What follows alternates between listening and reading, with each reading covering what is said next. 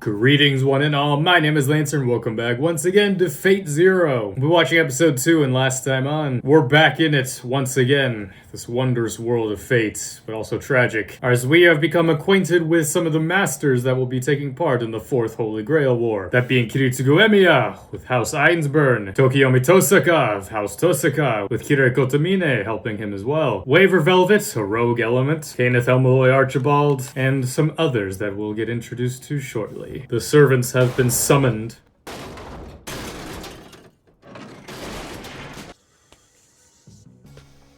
Ryder? Why didn't you go through in spirit form like when you entered? I cannot carry these things while I am in my spirit form. Jameson Pierce. Well, if you aren't a thief, then what the hell are you? A conqueror. Something entirely different. If you stride away, bursting with song, proudly, then what you are is a conquering king. Try not to drop them. Spirit form is a busted thing. The funny part about the Fate Servants is like all of them can pretty much do spirit form but Saber, but I think that plays into her character. Why is this happening to me? You summoned him. Opening. It's funny hearing the openings now, because I mean we did the Music Enthusiast Reacts. It's fun actually seeing the songs in the context of the show this time. About these books anyway. Odysseus. It's important because we are preparing for war. Hey boy, where are Macedonia and Persia? You can't talk to me like that. I'm your master. I am well aware of my status as servant and yours as my master. After all, we forged a pact, did we not? I would love there to actually be a what if story, which I'm sure it exists somewhere, but just like what if Kenneth actually did summon Ryder? Because that was what he intended to. Well, I mean, this is the world of fate, so it was fate that Waver would summon Ryder. I spent my life conquering that land, and look how puny it is. Very well. All right, then. Puts it in Where perspective. exactly on this map are we sitting right now, boy? Here. So, the other side of the round land. First, to the other side of the world. Due west, and we go as fast as we can. And we shall conquer every land that we pass through. And my people will hold a festival in honor of my great revival. It's cool, like, initially watching it, it's just like, does he not understand? This is thousands of years later, but I mean, it's like, he does know. Like, servants are born with the knowledge of the modern world. He's just fucking around. He's having a good time. He's being a conqueror. But I mean, that's just part of him. It's like, his people are always with him. That ends up being a literal thing, as we get into later. You didn't forget the Grail War, did you? That's right. What will you do with the Grail once you possess it? If you are also intent on world conquest, then that would make you my enemy, because the world cannot serve two lords. What? No, I don't want that. I just want people to treat me fairly. I want to make all those idiots back at the clock tower who never even bothered to give me a chance to admit to me that they were wrong. Too small. You mean to tell me that in this battle, your only concern is for your ridiculous reputation? Okay, days later, I'm coming back to this. Funnily enough, I was actually considering not finishing this series. When I recorded the first couple minutes in this video, I was not feeling the greatest, mainly emotionally because I was coming off not feeling good physically. I think that was good because I needed time to really think about whether or not I actually wanted to commit to do this series. I don't know, just there was some part of me just like, I've already done this before, but honestly, in the time in between there, I edited the first episode and I got back into the series again. It's not that I don't like the series, it's just, I don't know, I had just some weird emotional stuff going on, but kind of fitting considering what's going on with Waver right now. But anyway, back to it. What a terrible disappointment you are. Tell him how it is. If you wish so desperately for others to fear and respect you, perhaps you should try using the Holy Grail's power to grow another 30 centimeters and add a little bit of muscle. He put him on something to have him stand taller, and he was still taller than him. He can't talk to me that way. I'll show him. In accordance with the Grail's laws, I order this man, Iskander the Conqueror. A master can only use his command seal to compel his servant's obedience 3 times, and that's all.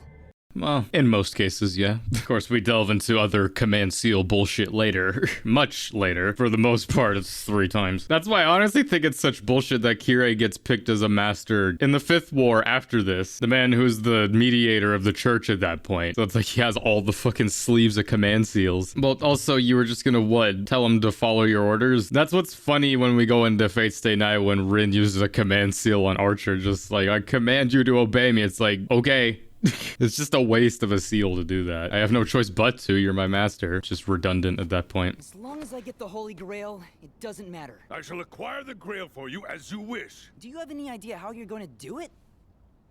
So you wish to see my power? Is that what you're trying to tell me? You need to prove to me that I can rely on you no matter what the situation. I am Iskander, king of conquerors. With this swing of I my must sword, flex. I declare my supremacy. Give it a moment. He didn't need to swing the sword, but you know, that was just part of it. The perfect chariot for a rider. This is the ox chariot that King Gordius once offered up to Zeus. Its renowned reputation must be the source of my designation as a rider-class servant. Until then, I shall entertain myself by sitting here and looking at these maps.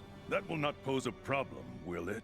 Here's the chariot, here's my power. Probably my favorite duo in this series. I don't know, there's some great duos. That's kind of the interesting part about Fate Zero, is just like a lot of it is like the duo of characters, you know, like two characters meeting back and forth and the clashes that come from that, like the mental and psychological clashes and ideologies. Waver and Ryder here, we get Saber and Kiritsugu, even Saber and Irie, Lancer and Kainith, Kirei and Gilgamesh, Kirei and Tokiyomi, Tokiyomi and Gilgamesh. As this is an ensemble, we're going to be doing a lot of jumping around in these first couple episodes. I'm not gonna lose today. You just watch.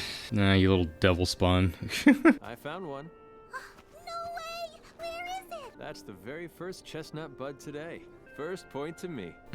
I love how Matt Mercer voice acts in this scene specifically, because he doesn't sound like this for the rest of the show. Such a softer tone. It's his daughter. Again, it's interesting watching Fate Zero, and then like you go into Fate Stay Night, and Ilia in that, I mean, it depends on the route really. It's just, she's obviously angry towards Kiritsugu, because in her view, he left her behind. I mean, as we get into later in this scene, just like he tells her, just like, will you wait for me for as long as I'm gone? The weeks pass, the months pass, and it's like he never comes back. Her mom never comes back. Which is why I'm glad at least in Heaven's Feel, Shiro and Ilia at least get the chance to talk about it. At least be like, oh yeah, we're related. That's why I still love Heaven's Feel out of all three of the routes the most, just because that at least feels like proper conclusions to Zero for most characters. Mainly in the case of like Ilia, Kirei, and even Shiro to an extent. And Sakura, obviously. It's just funny seeing Ilia in this. Not gonna lose! It's nice seeing him smile because he won't be doing a lot of that for the rest of the show. I found one too. I found my second over here.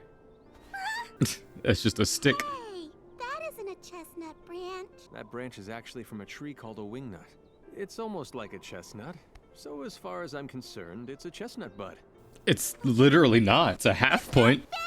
Your daddy can't win this game against you otherwise. I also like, because Ilia technically should have darker hair, and well, she does, like when you compare her to Irie, when the two are side by side, which I don't think they ever even are. Her hair kind of has like a brownish tint to it, whereas obviously Irie just has straight silver white hair. 'Cause I mean, she's the first like homunculus human hybrid, right? At least for the Einsburns. I kind of want to see a Fate route for Fate Stay Night where it's full on just like, hey, let's actually address everything that was left over from Zero in one route. Fuck Shiro, fuck everything else. Let's close a lot of these stories properly. If you keep on cheating like you've been doing, I won't play this game with you ever again. I don't want that. I'm sorry, Ilya. I apologize. He's a good dad. A true champion accepts all challengers. Indeed, I'm very honored. Wow! I'm so high up! Yes.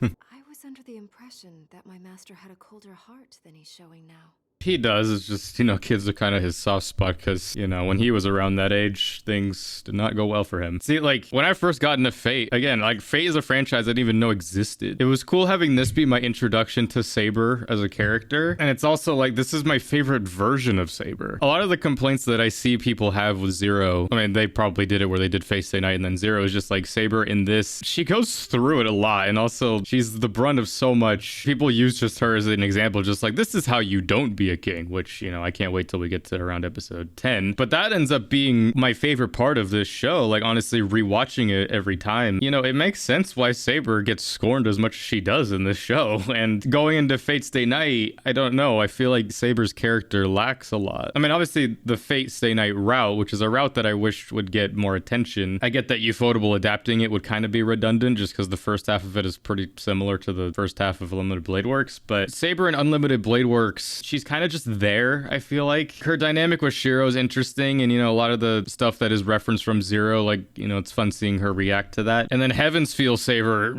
we get Saber Alter, which is an interesting character, I guess. And I feel like the Fate Stay Night route is the one we get the most in terms of Saber's character. Just in terms of, like, her weaknesses, how she feels, which, I mean, makes sense because she's the love interest in that route, which that is its own mess of complications. All that to say is, I think this is the best version of Saber in terms of a characterization in all of Fate. If that really is Kiritsugu's true self, then I am afraid I must have gravely offended him when we first met.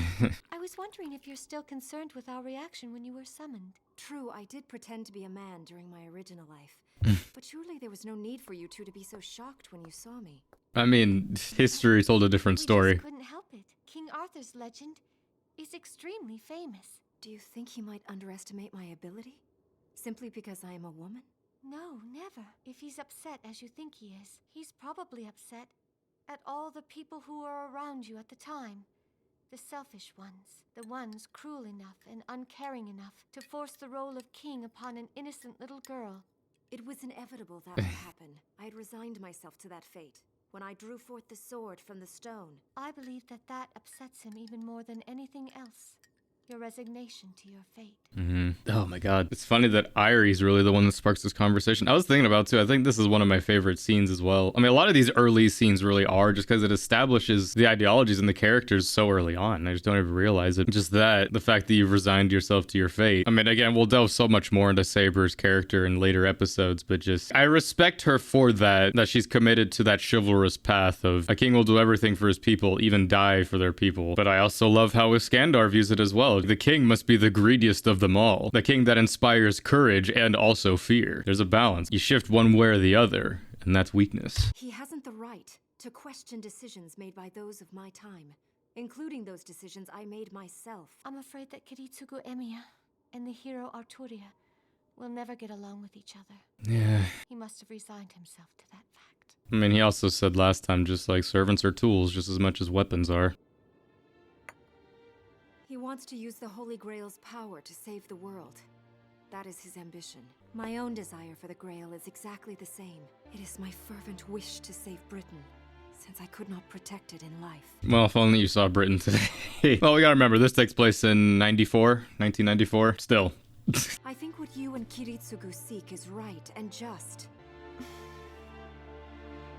Fucking music, man. God damn it. Our next match won't happen until you come back from your trip to Japan, will it? Yeah, I keep forgetting, like, the Einsburn Castle is in, what, Germany? Like, that's the interesting part about the Servant and the Grail War and all that. It's like, the war itself takes place in Fuyuki, Japan, because that's where the Grail first spawned. You know, that's where all the strongest mana is, but you can summon a servant from all the way across the world. That's why, like, I made sense that, like, yeah, Tokiomi summons Archer in Fuyuki, and everyone else pretty much summons their servants from there, but they were able to summon Saber all the way here in Germany. Which makes me wonder, do we have to go to Japan? You figured it'd be a case of just, well, maybe let's wait a little bit, let them fight it out before we go to Japan and then take out the stragglers, but we gotta remember there's only a couple weeks as well. I should be back here in 2 weeks or so. Your mom won't be back for quite a while, though. Yeah, they've already accepted that. She said we'd be apart for a long time. Even if we don't see each other for a long, long time, she'll always be right here by my side. So I shouldn't ever feel lonely. She told me that before I went to sleep. I'm gonna be together with Mommy. Well, forever and ever and ever. It's funny, that sounds sweeter than what it actually ends up being, so it hurts hearing that. Again, Fate Zero is fascinating to watch, especially if it's your introduction to Fate, where it's like you watch it the first time, you barely know what the fuck's going on, then maybe you go into the Fate Stay Night stuff and even other Fate stuff, and then come back to it. And then, like, you kind of look at those pieces differently. It's like, oh, wow. Poor Elia. Yeah. Listen, Ilya. That was the Kiritsugu I'm familiar with. Can you wait for me, Ilya? Even if you're lonely, can you last till I come home? I'll be home before you know it. Pain. Oh, God, yeah, before we get into this motherfucker. Because that's the thing as well. It's just like Kiritsugu, he tells Irie later, it's just like, we'll come back for Ilya, kill anyone who stands in her way. We know he does try. He comes back like several times, but Oct like doesn't let him see her because obviously he returned without the Grail. He figured, you know, he tried to pull out all the stops, but fate is fate, sadly. Anyway. have to destroy it each time it's filled. Wait, is that right? Fill and fill and fill and fill and fill. Okay, that's 5. Johnny Young Bosch is such a great voice actor. Do you think that maybe I went a little bit too far? How is he not leaving any DNA behind, painting it with his fucking toes? Ryunosuke, man. A fascinating character in his own right, which obviously we'll delve into in later stuff, but again, Johnny Young Bosch, like, he does these insanity characters so well. There's these characters who have full-on lost it, but yet, like, they still feel human, like, they still feel grounded in some sense, like Lelouch, Vash. I'm blanking on other characters, but, you know, those are the big ones, but this was, like, truly my introduction to it, and it's just... Ugh, man. Hey, do you believe in terrible demons, kiddo? All the newspapers and magazines right now are saying I'm some kind of terrible demon. Suppose demons like that really did exist in the world. I mean, wouldn't that be awfully rude to them?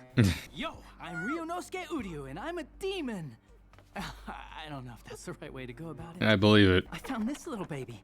It's some dusty old book from deep inside our big storehouse. Looks like some of my ancestors were doing a bunch of research on how to go about summoning demons.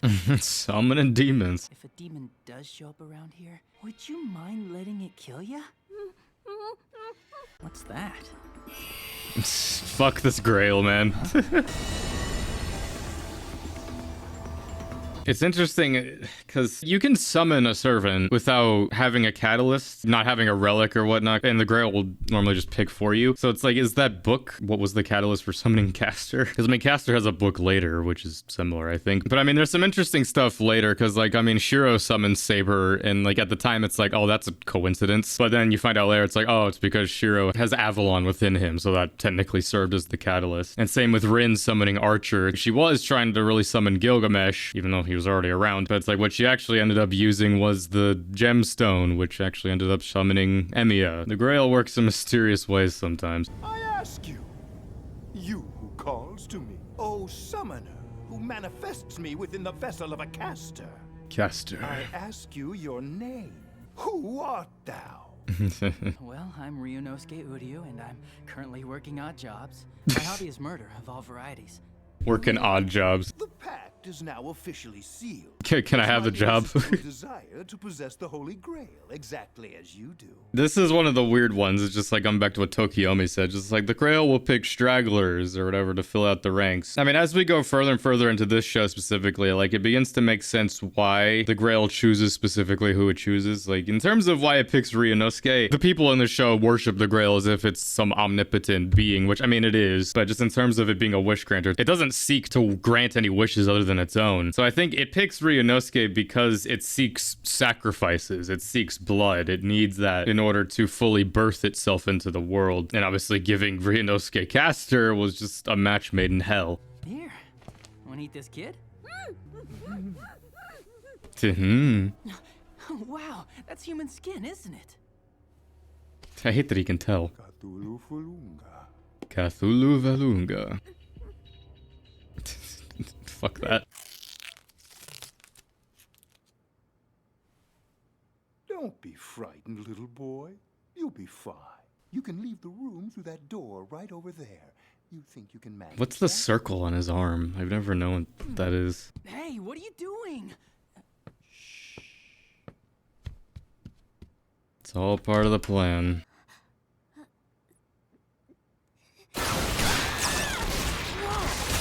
Terror has its degrees of freshness. Yeah. The more intense the fear, the more all of the other emotions die. Gave him that little bit of hope. It is the sublime moment when shining hope turns to utter despair. The tantalizing flavor of fresh terror and bloody death. Okay, look, I don't know anything about this Grail crap, but from this moment on, I am with you. Let's go kill. I want you to take me out and show me even cooler ways to torture and kill. I feel my darkest dream is nearly within my grasp. Literally. I didn't get your name. It's funny that he doesn't give his In name. this era, the most common name for me would be, perhaps for now, I'll just call myself Bluebeard.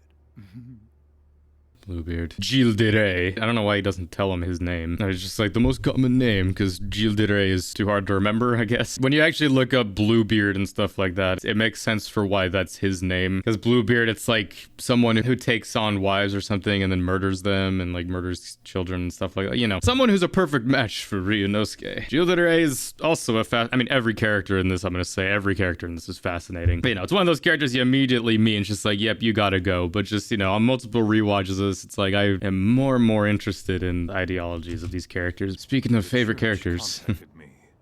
They said that the seventh servant, a caster, has finally appeared. Then it's time.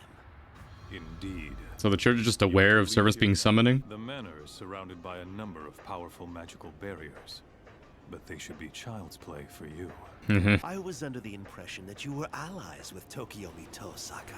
Yeah, I literally saw you two talking to each other. No need to fear Archer, one of the 3 great knight classes of the Grail Wars. Eliminate Tokiomi Tosaka at once. Assassin just not even gonna question that. I literally saw you two working together. He's not a slouch of a servant. So close. You are nothing but a slimy worm. Who gave you permission to look up at me? Speaking of favorite characters. To fear that, he says. No need to fear it. You are not worthy to gaze upon me. A filthy worm like you should face the ground, crawl on your stomach, and die. Episode 2, the fake first shots.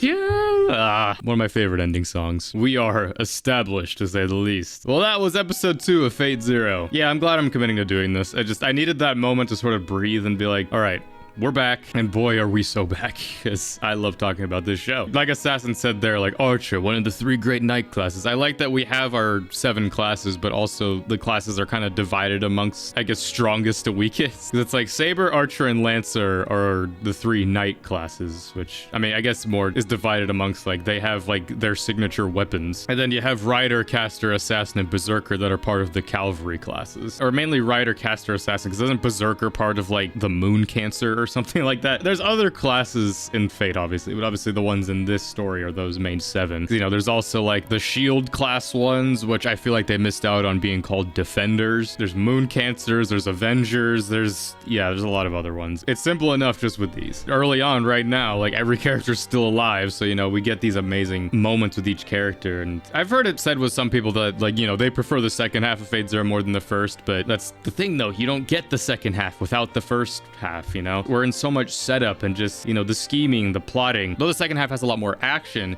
it's the payoff to that setup. These characters finally fulfilling their arcs and getting to that point. And though I look at these characters and all I see is a number above their head for when that episode eventually arrives, I still enjoy them. It's fun, like, rewatching the show again, just seeing these characters. It's like, and remembering how I initially felt about them. And now I'm just like, honestly, it's kind of good to see you. It's not good to see what you do, but it's fun now being able to talk about these characters. Again, I've been gone through the anime journey I have lately of experiencing a lot of shows with deeper ideology and just these battles of right versus wrong. It's fun again coming back to this show, which really established those thoughts for me, and now coming back with a much more fleshed out lens. The battles will begin, as we have now been introduced to every servant and master. Well, not every servant yet. There's one more that we have to meet. That is my channel's namesake, but that will have to be for next time. But either way, this is my reaction to episode 2 of Fate Zero. Join me next time for episode 3, as everything else will be coming out soon. Till next time, I'm Lancer. Thanks for watching.